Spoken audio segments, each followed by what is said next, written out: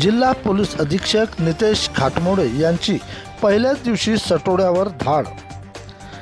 वाशिम जिल्ह्यातील कारंजा येथे IPL सटोड्याची माहिती गुप्त माहितीदाराकडून मिळाल्याने जिल्हा पोलीस अधीक्षक नितेश खाटमोडे यांची पहिल्याच दिवशी IPL सटोड्यावर धाड टाकून गुन्हेगारावर एक वचक निर्माण केली आहे।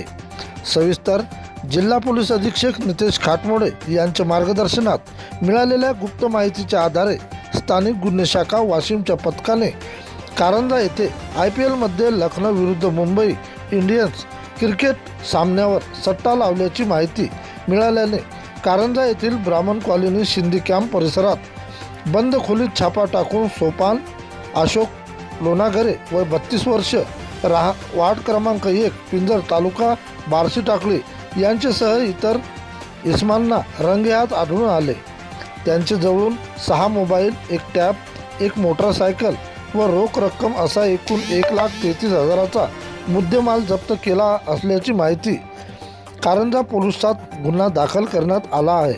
ही कारवाई जिल्हा पोलीस अधीक्षक नितेश खाटमोडे, अप्पर पोलीस अधीक्षिका लता फड मॅडम, पोलीस निरीक्षक प्रदीप परदेशी, स्थानिक गुन्हे शाखा वाशिम शेखर मस्कर यांच्या पथकाने टाकलेल्या धाडीमुळे संपूर्ण वाशिम जिल्ह्यात गुन्हेगारांवर चे धाबे दणाणले असून पहिल्याच दिवशी गुन्हेगारावर वचक निर्माण केली आहे।